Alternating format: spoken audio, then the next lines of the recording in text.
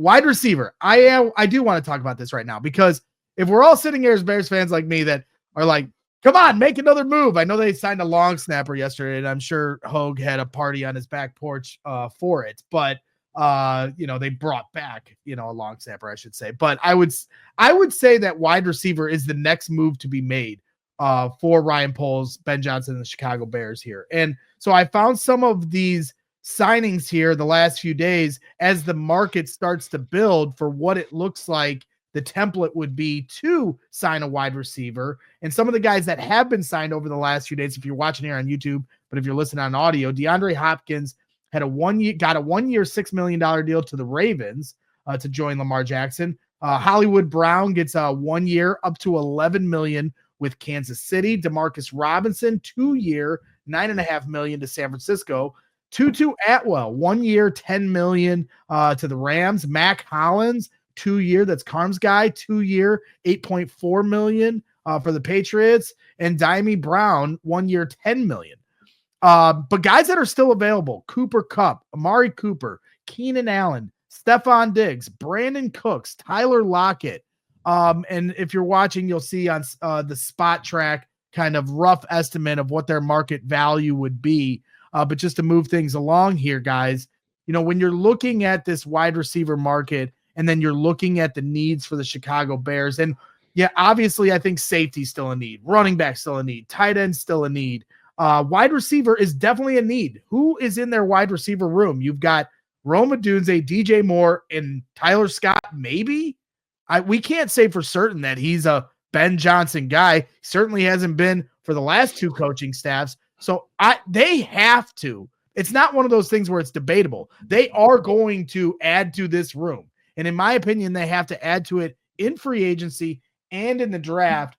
So I'm curious where you guys stand on where they should go with this, because I have some thoughts myself, but I'll start with you guys because I just think it is something that they're going to add to. And in my opinion, my prediction is they will add to this room this week. Hogue, you want to go first? I think they will.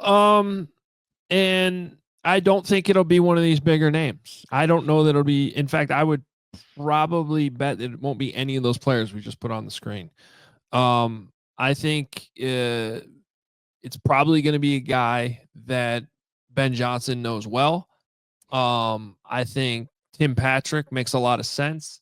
He's 31, but he's going to be super cheap, and he was proven to be effective in that offense. I think Ben Johnson's offense proved that you don't necessarily need three guys. You can exist with two pretty damn good ones and, have somebody who's just reliable as your third option. And I think when you look at where the Bears have put their resources here and the salary cap allocation that's already been, used here, this is, I would not recommend spending significant money like $8, $9, $10 million, even on a 1 year contract for a wide receiver. I think that money can be used elsewhere.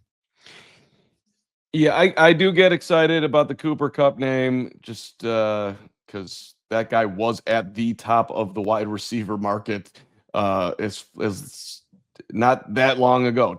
Here's the thing, though, about Kupp, though. He just doesn't move the same way he used to. I think he'd be a reliable option, but he's 32, and he's just not the same player.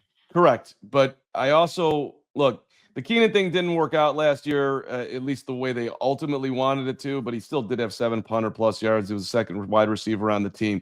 Giving Caleb, a veteran who knows exactly what he's doing, who I would think would pick up Ben Johnson's offense quickly, that's a huge security blanket if they can make the money work. Obviously, look, if the money gets big on any of these guys, it's not going to make sense for the Bears. The other thing is, look, BPA, I'm not saying they're going to take one at 10, but who do you like at 39? Who do you like at 41? Who do you like at 72?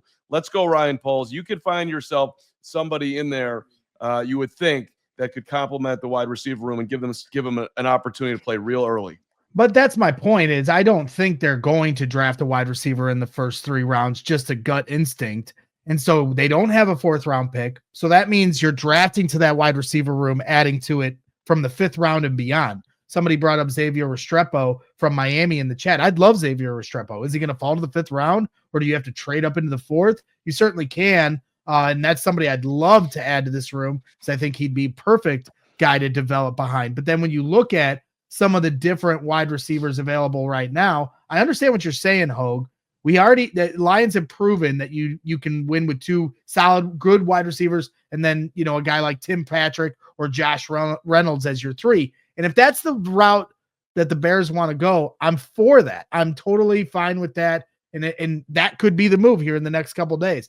But I do think when you look at Amari Cooper, you look at Cooper Kupp, you look at Keenan Allen, you look at some of these guys that are obviously more around that 1 year, $10 million range. I mean, Rome Odunze and DJ Moore were both injured at points last year. If either one were, God forbid, to get injured, now your wide receiver room gets a little more thinned out. I was totally against the idea of bringing Keenan Allen back last year. But as the market continues to shrink down on these guys, I mean, DeAndre Hopkins takes 1 year, $6 million to go to the Ravens. Obviously, he's trying to win a Super Bowl. He's ring chasing. He goes to the Chiefs last year. Now he's on the Ravens. He's not worried about the money. So which guy wants to come here? Keenan Allen is the second oldest wide receiver on the market. How much is he reasonably going to get? Well, you can get a 1 year deal here for $5 million, and you could have a pretty solid year, right? In theory, with Ben Johnson. You've played with Caleb Williams. And like I said, there's some different guys, Cooper Kupp, as you mentioned, Amari Cooper. I don't know. I'm still not completely out on some of these other names because as their market shrinks and the Bears still have this as a need, to me, everybody's worried about Rome Odunze's production. And so I want Rome Odunze to be the top wide receiver on this team in the next couple of years. But he's also got to earn that. And if that means you're bringing in a veteran wide receiver that's on the opposite side of 30, and that's taking away from him, then Rome isn't the guy we all thought. I'm not worried about who you bring in that room. Rome should be able to outplay anyone in that room if he's the guy that was worthy of a top 10 pick last year, which I believe he is. So I'm kind of back now in Carm's range, but I'm not looking to overpay. If we can get one of these solid players that have a proven track record in this league to add to that room on a 1 year reasonable deal that they can handle from a salary cap standpoint, I think the Bears should consider it. But to your point, Hogue, would not be surprised if Tim Patrick is the name. Yeah, I think sometimes in football we don't consider human nature enough, because I don't care who you are, especially if you're somebody like Rome Odunze that doesn't appear to have one of these enormous wide receiver egos. If Cooper Kupp comes in that room, I'm going to defer to Cooper Kupp. I'm going to be like, well, he's the proven guy here. I need to kind of take a step back, not step on his toes. I think that would be the same if Keenan Allen was still here. And I think that was the case last year. So Puka Nacua didn't do that, to be fair, right? Just to be devil's advocate to your point. Yeah, but Puka Nacua is not Rome Odunze. I'm saying, but Rome Odunze is a different mentality.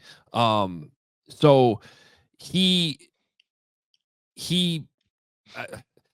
forget Puka. Sorry, you just totally threw me off. We witnessed what happened last year with Rome Odunze last year. It has nothing to do with Puka Nacua whatsoever. I'm just saying he didn't defer to Cooper. But he did last year to Keenan Allen. That was obvious. So I don't want another Keenan Allen possible Hall of Famer in there. I want somebody who Rome Odunze's role is clearly defined. We're going to get you a shit ton of targets. We're going to throw you the ball a lot, and you have the opportunity to become number one. The only one he should be deferring to at all is DJ Moore. And I'm a little shocked that Bears fans are like, we literally just witnessed this all last season. So I'm surprised that there's been this big of a movement to bring in some other person here that's just going to hog all the targets. But my counter to that is the coaching staff and Ben Johnson's, presence here, and a guy that would be smart enough to understand to use these guys in their right roles. I think we can all agree they didn't use any of these three wide receivers last year in their right roles. And I would trust that Ben Johnson would be able to do that. Now Rome Odunze and Caleb Williams are in their second year, so there's more of a maturity and development behind them, a full offseason with the team.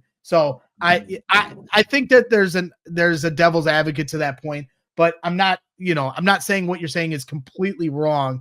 I'm just trying to keep an open mind to the market and some of the players that are still available. We all silly like the mayor.